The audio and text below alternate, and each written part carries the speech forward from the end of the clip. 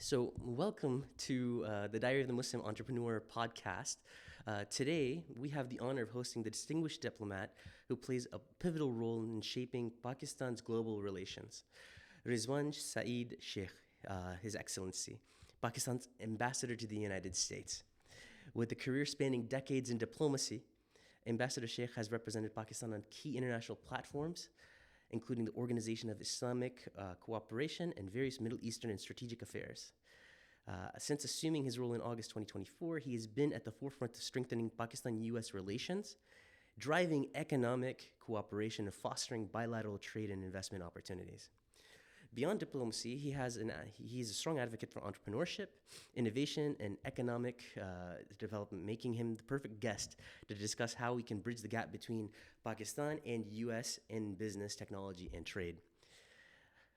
So, Rizwan, Your Excellency, I wanted to first ask you, my introduction question is always, how are you really doing today? I'm good, and thank you for having me on your show. Great to be in this studio. So, can you share your journey into diplomacy and the key experiences that shaped your career? Well, that should be slightly longish, but yes, but I was born in Pakistan. I'm from the former princely state of Bahawalpur Bahawalpur, okay. in Pakistan, and schooling for the most part was in Bahawalpur, then college and university in Lahore. I have a master's degree in economics, and then started as a banker and spent about 2.5 years. Then there is, as you would know, a competitive exam for the civil services of Pakistan. Appeared for that, and foreign service was not just the first choice, it was the only choice. So I was lucky enough to get that, and have since spent about 32 years in diplomacy. In Pakistan's diplomatic effort, I have been posted to Turkey, Pakistan's mission to the United Nations in Geneva, then two different stints at the and for the OIC in Jeddah. I was also the first designated spokesperson of the Muslim world during the Turkish Secretary General Akmaluddin Ehsanoglu's tenure as at the head of Organization of Islamic Cooperation. I think the best thing perhaps that I can recall in my diplomatic career would be creating from a scratch, basically, to the negotiation of statute, its approval, first two sessions of establishing the Human Rights Commission of the Muslim world. It's called OIC's Independent Permanent Human Rights Commission, established in 2011, has since been operational for now 14 years almost, and has really done a great job. So establishing an international institution is not an opportunity what most diplomats would get. And a performing, flourishing institution lends a bit of confidence. For Pakistan itself, I have been having postings, as some of them I've already mentioned. This is my second stint in Washington. I was previously the Deputy Chief of Mission, which is Deputy Ambassador precisely, for the sake of understanding, from 2015 to 19. And it's good and professionally, certainly, opportune as well as rewarding to come back to United States as the ambassador of Pakistan. But to sum up, it's been a long diplomatic career. Diplomacy, Pakistan's diplomacy, foreign service was my first choice, and I would do it again and again. So, was that desire always present even from childhood, you would say? No, I wouldn't say that. I didn't understand. It during my childhood, of course, in terms of the career choices. But when I was growing up and was in the university, I think perhaps at that time, I realized that from childhood, one important facet would be that I asked my mother once. I mean, she was a graduate from very old days of Pakistan, the first few years of Pakistan. I said that what you wanted to do when you graduated, and I mean, you were amongst the very few ladies who had received high education in Pakistan. So she said, I wanted to become a diplomat. And I wanted to become, represent my country because I think that is the ultimate honor. So maybe that might have counted, perhaps in subconscious, to try and understand what diplomacy is and what representing your country is.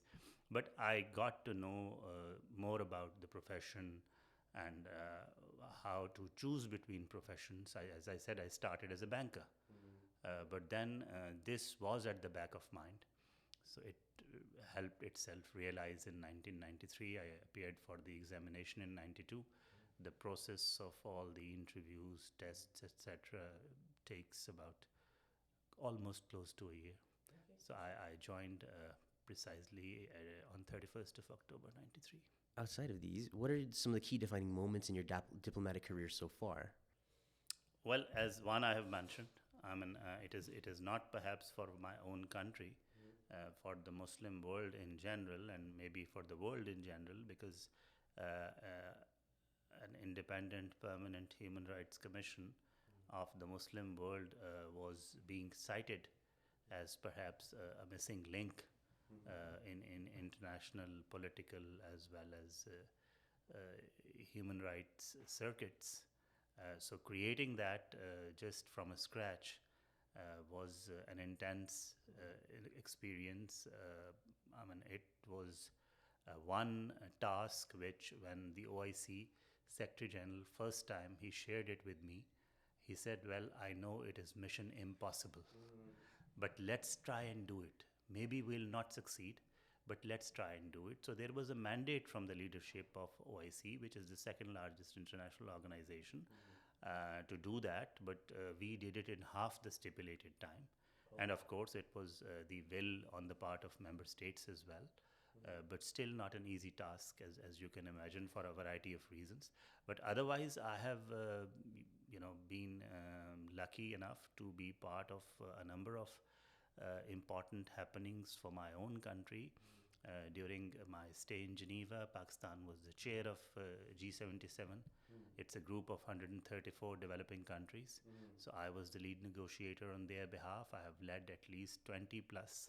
I mean, I don't know participated in how many, but I have led basically 20 plus international negotiations, ranging from subjects to economics, WHO, health. Pakistan, during my stay again, was chair of the World Health Assembly. So these international health regulations, which actually became so prominent during the COVID, because so it was us who negotiated it, and again I was leading the Eastern Mediterranean region for that, and after 1969 they were revised in 2005, and we invented terms like public health emergency of international concern, which became operationalized during COVID. So that was one thing. Apart from that, for my country, I was Pakistan's first ever permanent representative to OIC. And certainly I have participated in, actually Pakistan was again leading when the OIC's new charter was negotiated. So I was a lead negotiator in that as well. There is too much, actually. It's been, I mean... It's a very storied career. It is a storied career, and it lends a lot of reason for what we say, thanking my stars, thanking the Almighty, thanking the Foreign Service of Pakistan and my colleagues there, and above all my country for lending me this opportunity. That's awesome. Since assuming your role in August 2024, what have been the most significant developments in Pakistan-US relationships, if any at all? Well, it has been a little over 5 months. So things thus far have been mostly, running at a steady pace, evolving at a steady pace. But certainly there was, when I arrived, an electoral pause, so as to say. The entire US nation was in the middle of an election. Yeah. So that election yielded results on the 5th of November. And then there was a transition period. And finally, on the 20th of January, a few days back, the new administration assumed office. And I think that in itself is the key development. So we hope that we will work with the new administration constructively. Pakistan-US relations have a long standing history, and they are basically as old as Pakistan itself. I keep saying that on the 15th of August 1947, President Truman wrote a letter to the founder of our nation. So that was at least an informal commencement of relationship, and since then it has been a relationship which has seen ups and downs, twists and turns, but overall has withstood multiple tests of times, and has been a function largely of geopolitics. What's the biggest challenge or opportunities you see in strengthening the diplomatic relationship between the US and Pakistan? Well, the biggest challenge, I would not call it a challenge. It's basically a fact of, as I was mentioning, it's a function of geopolitics. So Pakistan has a fairly significant strategic location. And that has been, in defining, or that has been contributing to different ups and downs in the relationship, because Pakistan's geography has been bringing it at the center of US vital national interests. And there we have partnered together on multiple occasions. And as history has it, each time we have partnered together, it has been consequential. That can be safely said, that it has been consequential each time Pakistan and United States have come together in any diplomatic endeavor. And it has not just been consequential in the bilateral domain, it has actually been consequential globally for the whole wide world. If you look at the end of communism, you look at the Afghan jihads, First War, Second War. So whatever we have done and whenever we have come together, the whole world has benefited, again because of the geography of Pakistan. It lends us a geopolitical significance. But over the past 3-4 years, Pakistan has consciously changed its policy pivot when it comes to the foreign policy formulation as well as implementation. Because we felt that the same geography which lends us political significance also lends us an economic significance. So the thrust of, or the pivot of the foreign policy of Pakistan is now on Geo-Economics, and it has shifted from geopolitics. So we realize that if you look at the current scheme of things on a global scale, then Pakistan is ideally poised, for instance, between GCC and China, which certainly has liquidity on both sides. And then there is a to and fro movement of goods and services as well as energy in that region. Again, China is an energy-hungry economy, certainly. And Pakistan, again, for reasons of its geography, lends the shortest route for global trade, traffic, as well as flow of goods and services to take place. Because if you were to go the normal route which is taken towards China from Malacca Straits, it is basically 7,500 kilometers. What Pakistan offers through Gwadar, and now what is called the China-Pakistan Economic Corridor, is 2,300 kilometers to China. So it's 1/3.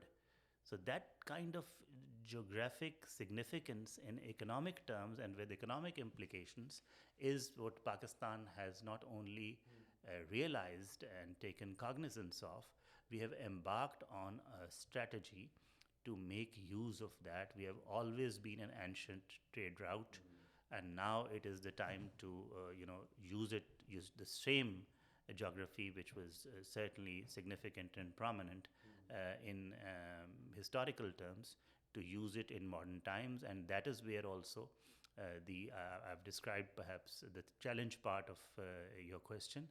The opportunity is immense, and the opportunity lies in the economic domain, because US is already Pakistan's biggest single country trading partner, the biggest destination of our exports.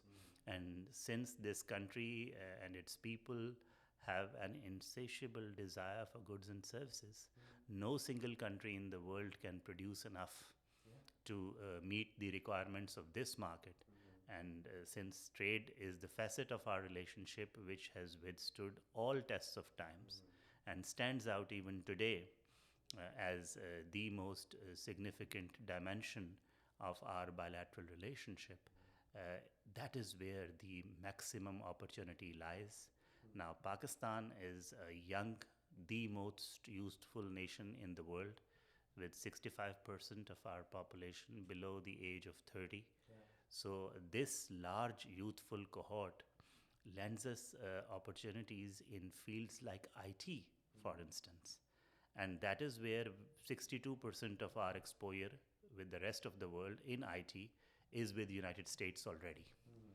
And that may be news to your viewers, but basically Pakistan in its current form is second only to United States itself when it comes to IT freelancing anywhere in the world. So that is what our youth is already doing without much intervention from the government. So now that the government has consciously embarked on a plan to afford the necessary legal, physical, financial infrastructure to facilitate that youth, which is tech savvy. We have 500,000 strong tech graduates already ready to move into the knowledge economy of the future, become citizens of the future world. So with this creation of new infrastructure, we hope that our exposure to United States in particular, because that is already the largest market, will enhance. So that is the best amongst even the economic opportunities, that is the best opportunity. I keep referring to it as a low-hanging fruit with an early harvest possibility. So that is where we think that we have the best offer, because we are 70% cheaper than the United States itself. I think we are cost effective also when it comes to our competitors on a case-to-case basis, anywhere between 20 to 30%. So we are not only cost effective, we are quality competitive as well. So that is where Pakistan brings the best offer anywhere in the world on table. And we intend to enhance the prospects in this regard. And since my focus as ambassador of Pakistan to United States would basically be on economic diplomacy, even within economic diplomacy, this is the inset that I would work on. And we already had, during my stay here, it has just been 5 months, on the 10th of November, we were at the Silicon Valley, and we had first Pakistan IT Investment Conference in the Silicon Valley. It's not a one-off event. It's a series that we have launched. The next event we intend to host in New York, and also follow up with other geographies like Austin in Texas, Chicago, going back to the Silicon Valley at some point in time, adding states like Atlanta and Florida also in this endeavor. So there is a lot to do. The opportunities are immense. Pakistan offers a lot of opportunity in the minerals, which are certainly significant from, again, the futuristic standpoint. We have a wealth of rare earth elements down below our soil. It is certainly capital intensive, technology intensive also, but still futuristic, because our land has that. We are perhaps with Allah's blessing, one of the most well-endowed nation states in today's world. We have all seasons, all four of them, with temperatures basically ranging at the peak of summer from around 55 degrees centigrade to at the peak of winters in our north to minus 35 degrees centigrade. So that is, I seriously doubt that you are likely to find another country in the world with that much variation or that much range of temperature. So, we are amongst the top mountains in the world. We are ranked in the sense that we have 108 peaks above 7,000 meters. Out of the top 14, we have 7. So basically, our north is as beautiful as the Switzerland, maybe not as developed perhaps, but tourism again is a great opportunity for between Pakistan and United States.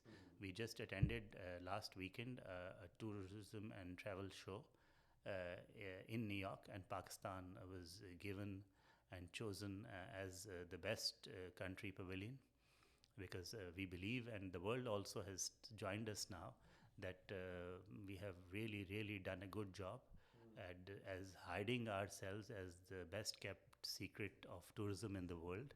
Now we want to open up and share it with the rest of the world. So it's quite open-ended in terms of the possibilities, but it is the opportunity certainly lies in the economic domain. On the political side, we are engaged in counterterrorism effort. There is an energy dialogue that we are looking at taking place, and pick up threads now that the new administration is in seat. There is a lot that we can do on climate change, for instance. We are two mega countries, large populations impacted by climate. Pakistan is the fifth most densely populated country in the world. Population growth rate being our most credible statistic. We are likely to beat Indonesia to it by 2030 or something, and we will become the largest Muslim nation state in the world. And then with the current growth rate, though we hope to harness it at some point in time, but with the current growth rate, it would take us 2 decades even to beat United States and settle at number 3 in terms of population. So we are too many people on the globe represented by one single country, and we believe that the opportunities that we offer in terms of our human capital in particular are also too large for the world, including United States, to ignore or set aside. And there is too much. I'm really optimistic about the future of our bilateral relations with the United States. It's just that over the history of our relations, we have felt that Pakistan, despite being such a large cohort of people, has been seen, and it's a friendly expression of sentiment, not a complaint, not a crib, that Pakistan, throughout the 77 years history of bilateral relations, has been seen with different lenses, maybe the Russian lens, the Chinese lens, the Indian lens, the Afghan lens. I would argue that 250 million people merit their own lens. Pakistan needs to be accorded a standalone relationship. It deserves a separate, standalone strategic space, in the world. And like any other middle power, nothing more, nothing less. So that is what we expect from the evolution of relations from a futuristic standpoint, that we would be taken on our own merit and accorded our own strategic space so as to develop relations with this important country in the world, which is likely to have a preeminent status in the foreseeable future. And with the history that we have in consequential terms to look back at, we will have a steady, positive, constructive evolution of this relationship. So my next question would be, Could you elaborate on efforts to revive Pakistani's generalized system of preferences, the GSP plus status with the US and the potential impact on Pakistan's economy? Well, that status has been suspended for a number of years. And it's not just Pakistan that is impacted by this kind of a break or a suspension. There is a host of other countries, and we are working in Washington, of course, in the bilateral domain as well, but also in a coalition form with the other countries that have been impacted. And there has been a more coordinated effort that I have witnessed since arrival here with other countries like Argentina and others. With the new Congress, because the best effort has to be conducted on the Hill, it is first the congressional clearance that is needed for this kind of a revival. We have done well with the 118th Congress, and there are some new positive developments or signals or indicators in the 119th Congress that we intend to work on and work with the better hopes, actually seriously different and more positive hopes of getting a revival on the basis of valid arguments, both from an individual single country as well as a collection of countries that were benefiting and that have been impacted, both perspectives. How does the Special Investment Facilitation Council, SIFC, play a role in attracting US investments to Pakistan? Well, SIFC was created in June 2023. And from the day one of its creation, I was representing Ministry of Foreign Affairs at the SIFC until I left Islamabad to join my assignment here. So I have been at the table and having a ringside seat, so as to say, to look at this institutional development in Pakistan, which has precisely been created to afford confidence to the prospective investors in Pakistan, global investors from an FDI perspective. It's a foreign direct investment that any country looks forward to. Apart from using its own resources, if global resources can flow in to attractive investment destinations like Pakistan, for instance, which offers perhaps the most cost competitive labor anywhere in the world. Labor being an important factor of production, Pakistan is comparatively, even in terms of comparison with China, we are 174% more cost effective. So the cost of labor in Pakistan is 174% below China even. That's why even Chinese industry is relocating to Pakistan for pure economic reasons. So that is the kind of investment climate, the kind of good investment regime with, I think easily on paper, the best in the region. But to put it to practice, that is what Pakistan thought, that a major concern of our investors was that Pakistan was lacking the kind of consistency in terms of policy. So this institutional platform has been created, as the nomenclature suggests, that it is the special kind of investment facilitation council, where the leadership and stakeholders, all of them, are on a single table, discussing issues, threadbare, each one of them, whether it relates not only to investment, but it's also associated aspects like trade, like commerce, like the financial sector, and presenting a whole new reformed formation or a whole new reformed regime which lends confidence to the investors that this body, this institution, is going to underwrite policy consistency and a full in letter and spirit implementation of whatever contracts are signed regardless of political or economic changes within the country or in the broader region, Pakistan will stand by its obligations is a facet perhaps that was not so clearly brought out earlier and has been institutionalized, affording a one window opportunity.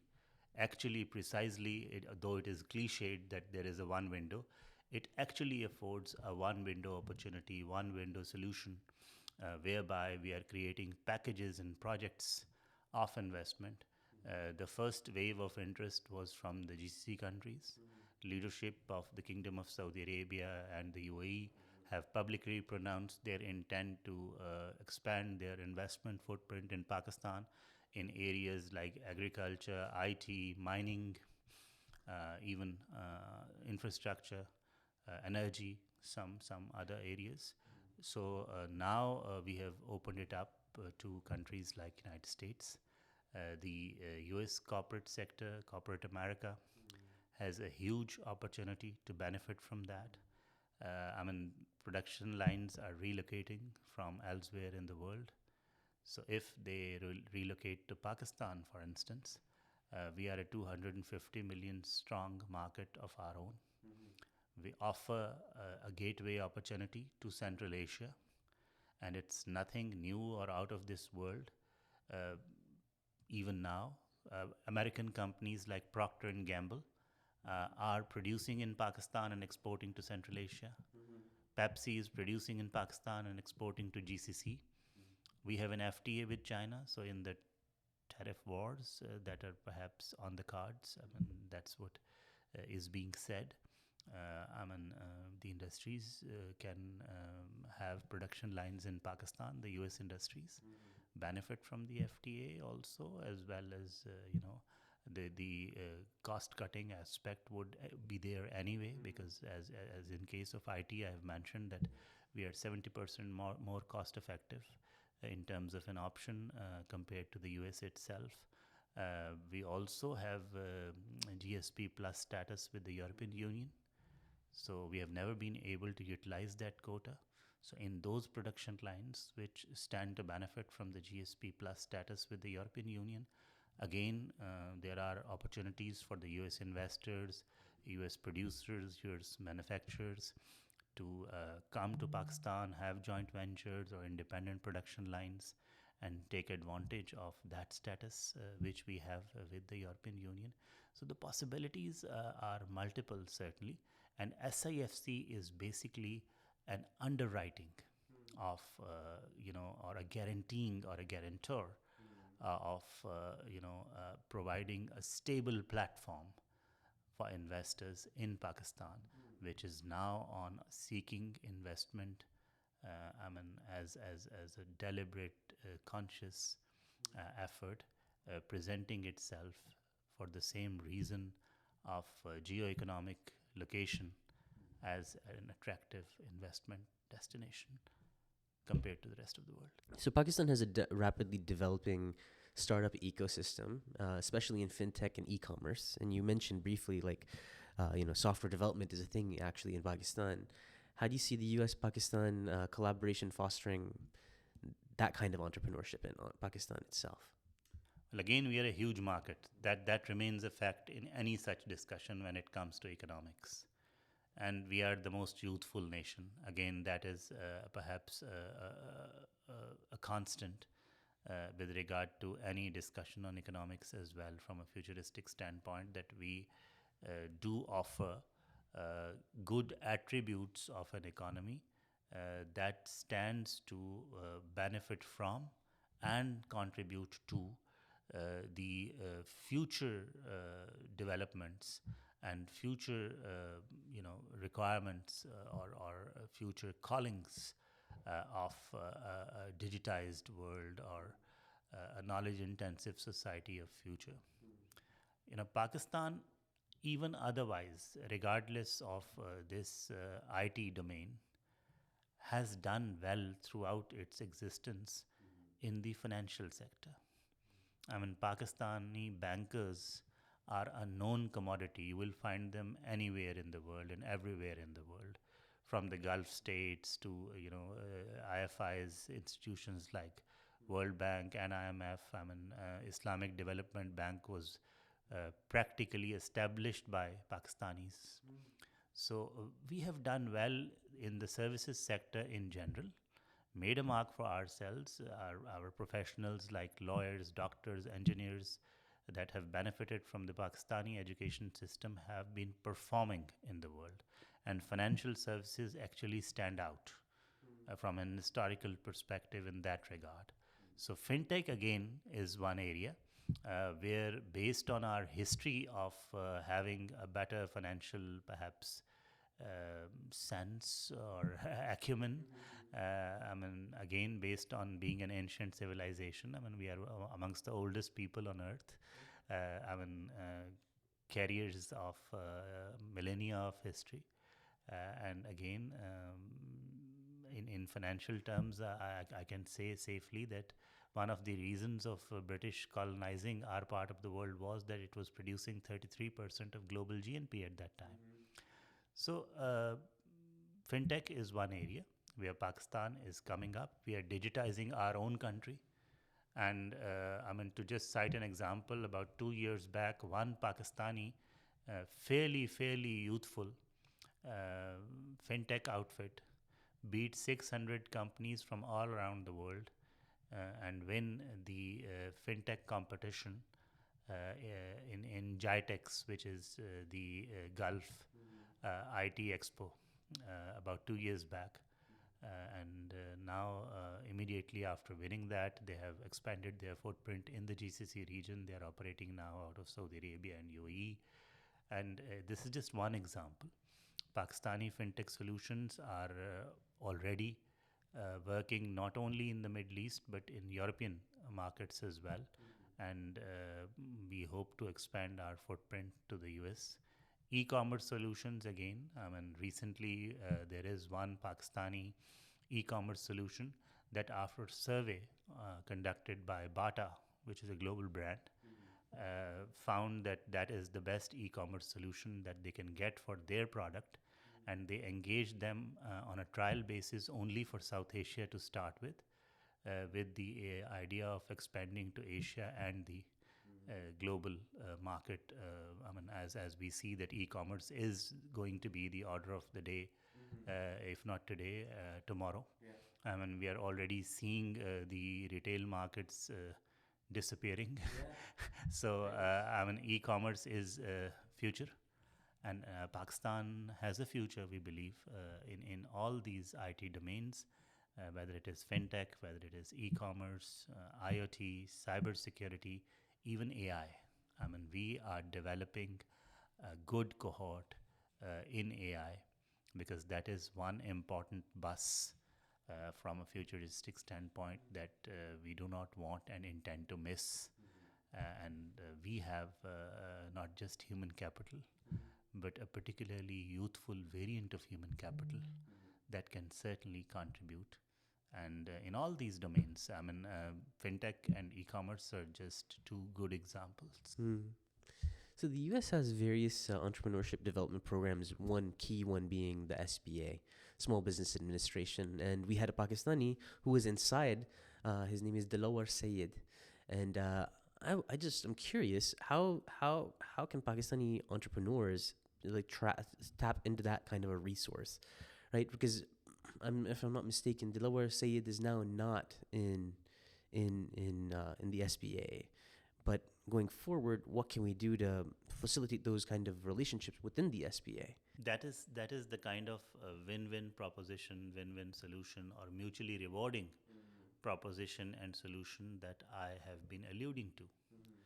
That Pakistan has a large youthful cohort of citizens of the world, prospective citizens of the world. They have already been doing well, as I said, in terms of freelancing, for instance, on their own. But given coordination, cooperation, pooling of resources, for instance, between the two countries that we are discussing right now, United States and Pakistan, we can make a difference Not just again, because each time I have already said the partnership we come together has been consequential. So this is another consequential, promisingly consequential track, that if we come together and Pakistani youth, for instance, at the IT conference in San Francisco on the 10th of November, we specifically asked for it. It was mentioned as an area of cooperation, that we have pure, perhaps somewhat raw talent in Pakistan. There are ideas, there are startups which are coming up. They have ideas which are fairly good. They have the technical know-how, which is certainly feeding into those ideas and is developing solutions which are, being accepted and acknowledged and acclaimed from all around. But what is lacking from perhaps our side or on our side is that our youth does not have that much of a good commercial sense to complement those ideas and come up with more perfected, more practical solutions and models and outputs. So that is where it can get complementary. And we expect from SPA and other such facilities in the United States that we would benefit. I mean, Pakistan has already been, our youth has been benefiting from a lot that United States had to offer previously. I mean, for instance, we are the single largest beneficiary country of US Fulbright program. So again, it is in the domain of youth and education and training, or perfecting the skills that may already be there, that we have partnered and we stand out in the world. This is a new area, this is a new discipline, this is futuristic, this is going to be consequential, hopefully again, in terms of repeating our long-standing positive history, where we will not only benefit our two countries, but the broader world. So we are looking for such avenues, and I'll be actively seeking engagement with such avenues. I mentioned I already started in Silicon Valley by mentioning clearly that this is one gap that we have identified. If this gap can be plugged, we can again present a mutually rewarding, solution. Absolutely. One that comes to mind is Alif, which is a cohort, which is actually they're doing something today up in San Francisco, from I recall. So this leads me to my next question. Are there any sort of new trade agreements or policy changes on the horizon that would benefit Pakistani entrepreneurs and exporters? Well, the new administration in the United States is outlaying its trade and investment and economic preferences and plans.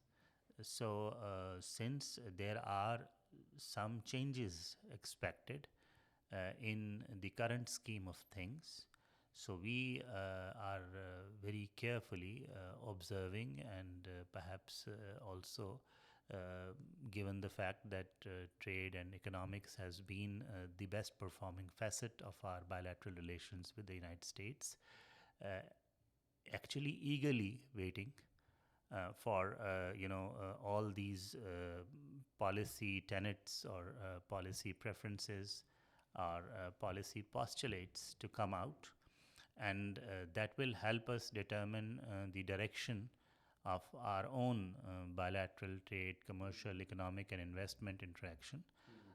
But what we look at, regardless of these changes, is that we have 1 million strong Pakistani diaspora in the United States, and better part of them are entrepreneurs.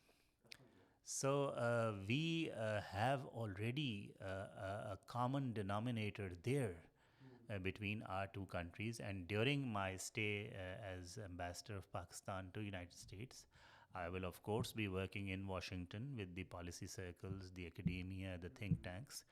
But I intend to work with our diaspora here in different states and reach out to corporate America, seeking, offering these win-win propositions, offering these mutually rewarding and feasible options, working directly with them.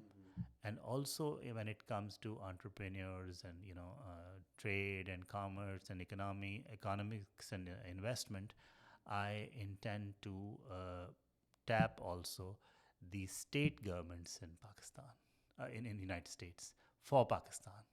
So that is what basically brings me to Atlanta and lends this opportunity to have this good conversation with you. That the idea is to reach out to the states directly, because the US Constitution affords this opportunity for the states to have independent relations with the world. That's what makes Texas the sixth largest economy in anywhere in the world. I mean, they just beat France, I believe, to it last month. California is already fourth. So, using diaspora for creating and marketing also, creating new opportunities, marketing the existing opportunities of our entrepreneurs, our human capital, US entrepreneurs, US capital, and acumen and technology coming together in different disciplines and expanding not only the existing trade with the existing perhaps product lines that we are dealing in. I mean, just not only it's an export destination for us. Pakistan is the largest importer of US cotton anywhere in the world. So if we are producing something out of that cotton and exporting it back to United States, regardless of GSP, we expect some better access. So, soybean is one. US soybean is something that we recently opened up to. It's just about a month and a half back. So that is again a prospect, a new prospect.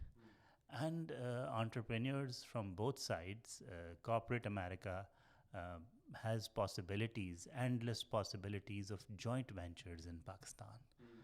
Our people can provide the on-ground kind of reality checks or on-ground information, and US production lines, US entrepreneurs can look at cost-effective option, perhaps the best anywhere in the world. I mean, honestly, I'm coming from Islamabad just 5 months back. So there is perhaps a feeling in our population that the cost of living may be going up in Pakistan. But for the rest of the world, we are still perhaps as cost effective as anywhere else in the world. We offer the best cost of production and prospect. I mean, not just in our region or not just in Asia, but globally. It's just that we need that much of opportunity to be afforded, that much of ingress, because security situation around us over the past few years, actually decades, has conveyed an impression as if Pakistan is not the kind of country which people may be looking for in terms of investment. But not only that security situation has stabilized, our economic indicators have improved drastically. I mean, honestly, we ourselves were expecting that, in May 2023, our inflation was 38%. We were expecting for it to come down to single digit by July this year. But it started in September last year. So we are now back to single digit inflation. And we closed last year inflation rate in December of 4.2%. From 38% just 2.5 years back to 4% is a startling statistic that even we find hard to believe. So we have actually even outperformed our economic expectations. I think the reasons are basically, low commodity prices, oil, etc. There is not just a single reason. There is perhaps there is a wide variety of reasons, but it has all ended up well. And we have, after 24 years, created a BOP surplus, the balance of payments. Okay. So our exports compared to imports performed well after 24 years in the last 3 months of 2024. And that is a trend that continues. And we are positive. I mean, our financial year is basically from 1st July to 30th of June, so midway through a calendar year. So in the first 6 months of this current financial year, 2024-25, we are on the positive side in terms of balance of payments. So all these vital signs of an economy, economic indicators are ascendant. They are improving.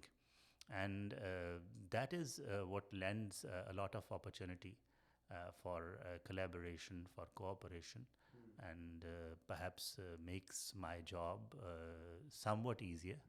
But still, there is a lot to do. And reach out to corporate America, reach out to states using diaspora, which is very well entrenched here. So Islamic finance is gaining traction globally. How can Pakistan and the US work together to promote Sharia-compliant investment opportunities? Because, I mean, a better question may be that how can Islamic financial institutions in Pakistan collaborate with their US counterparts to create funding opportunities for Muslim entrepreneurs worldwide? And maybe you can answer that too a bit. Well, having been a banker way back at the start of my career, and having studied economics in Pakistan, where Islamic finance during my student days was certainly upcoming, was certainly having a positive trajectory, an upward trajectory.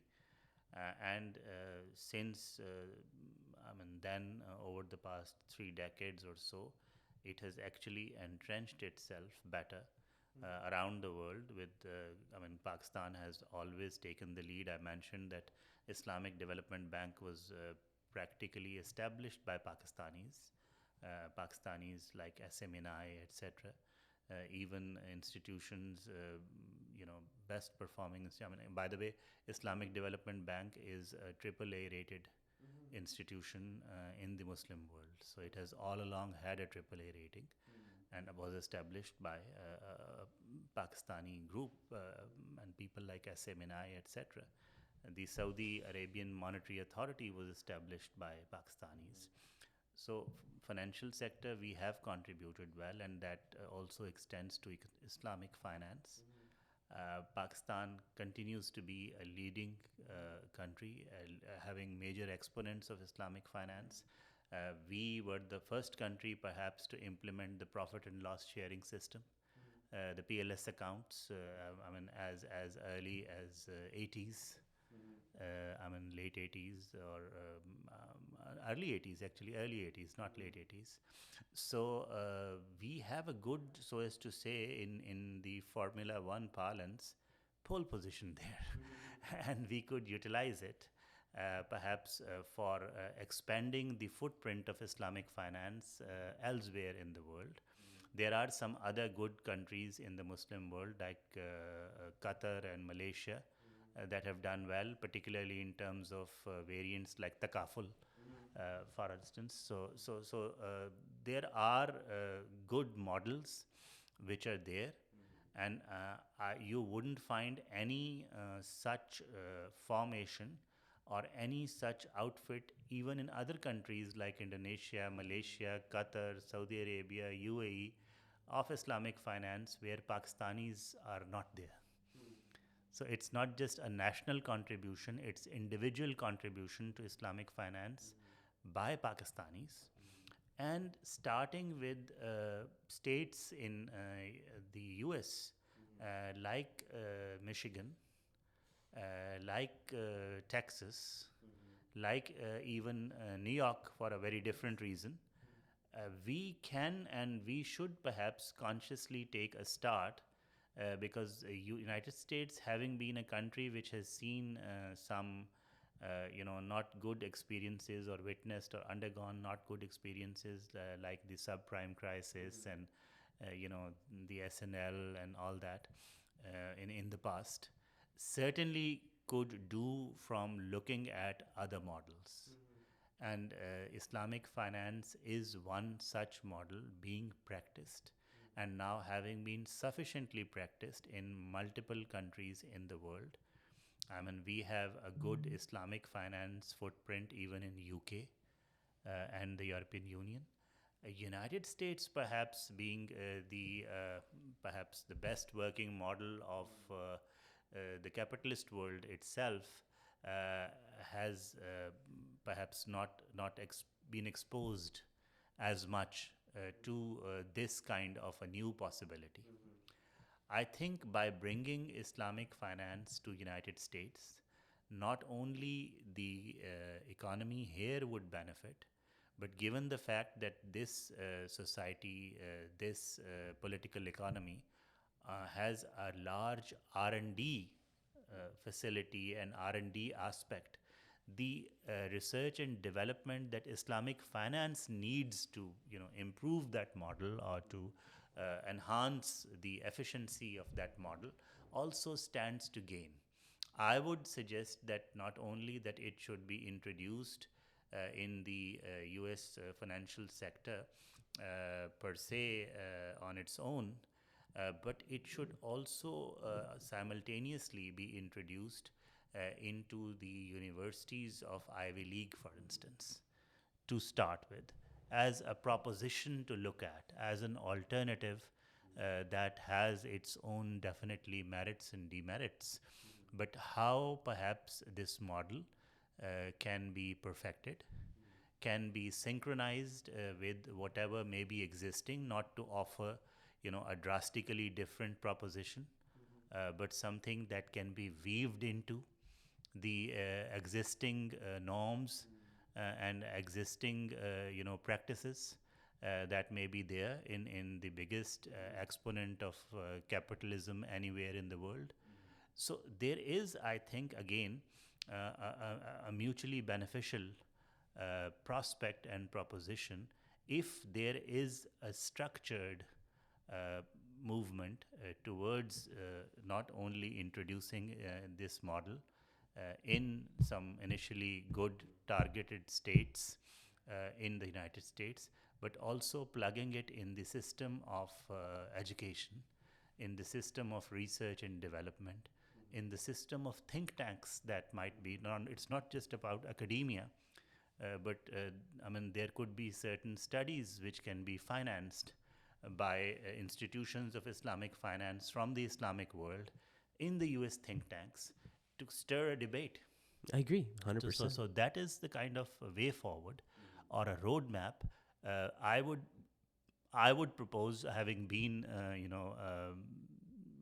a banker previously and also served as the spokesperson of Organization of Islamic Cooperation, which certainly has promoted Islamic finance as a part of its economic work amongst its member states.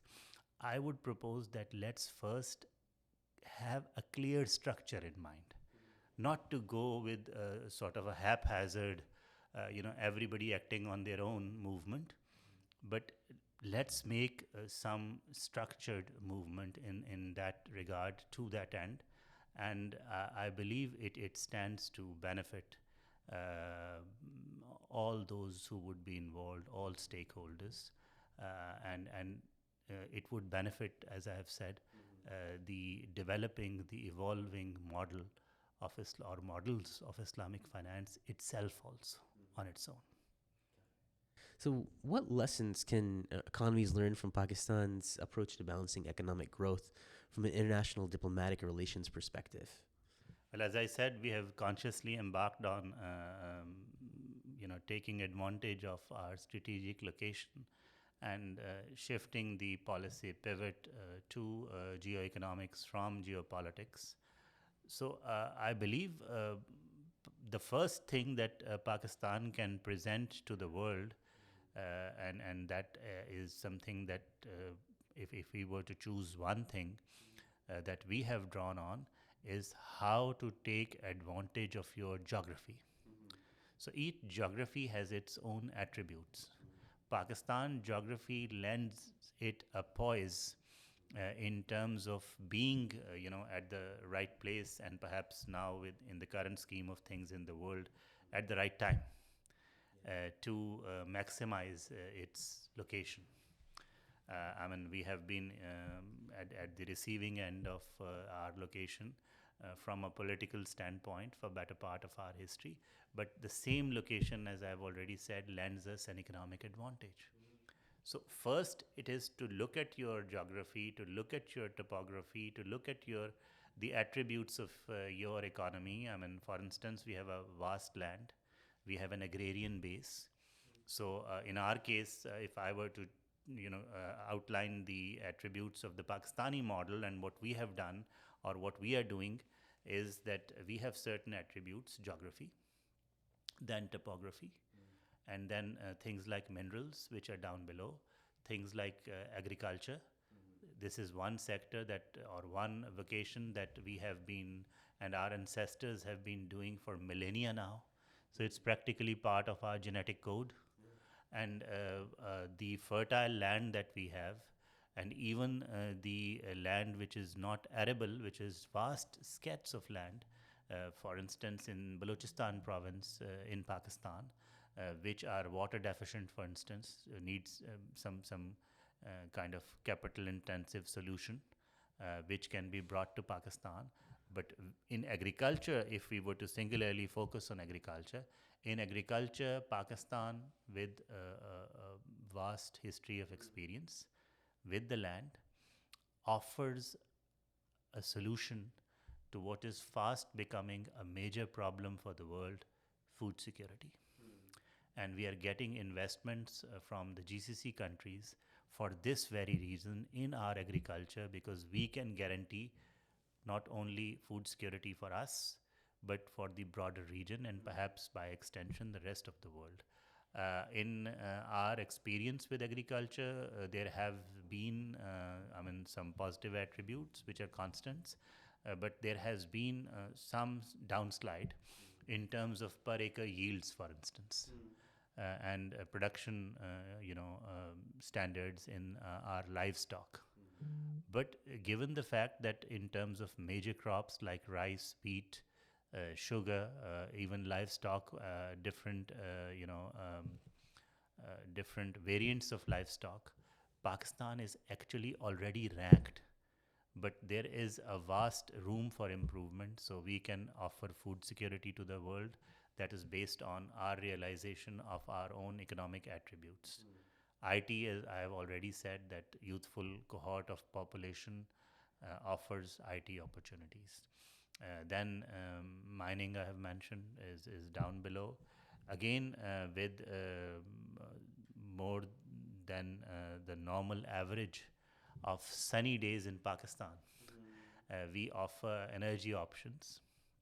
Even currently, we are producing more energy than we need, but we have a problem with transmission lines in Pakistan. So if that problem is solved, again, we can provide energy solutions for the wider, broader region. So it's not just our own transmission line that is going to, benefit from it.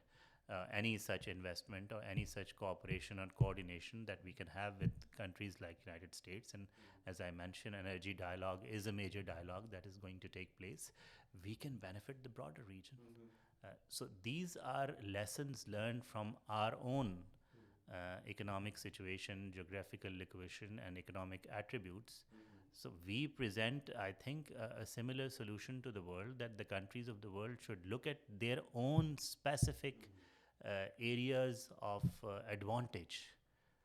I think it is perhaps in two words, it can be best described in terms of the cliched, the standard, the classic economic theory of comparative advantage. So whatever anybody has as a comparative advantage, that should be worked on. And perhaps the best thing that one can add on is to draw on good practices elsewhere in whichever sector that you're looking at.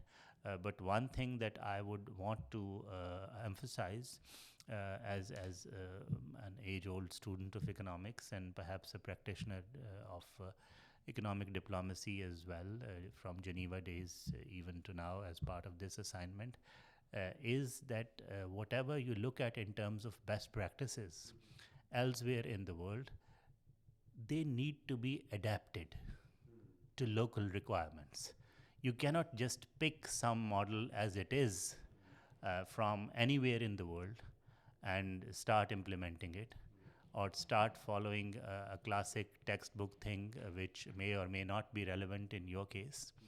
So To make it more clearer, I would, rather than an economic term, I was used linguistic term. So the best thing is not to imitate, but to emulate. That would be good.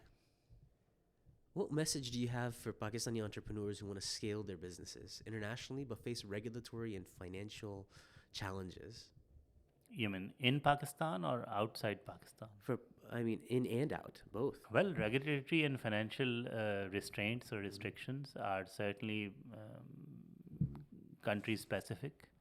And in terms of the principle of sovereign equality and policy independence, each country in the world has the choice and has a sovereign right to look at its own situation and come up with a set of norms that would be operational within their own geography or polity.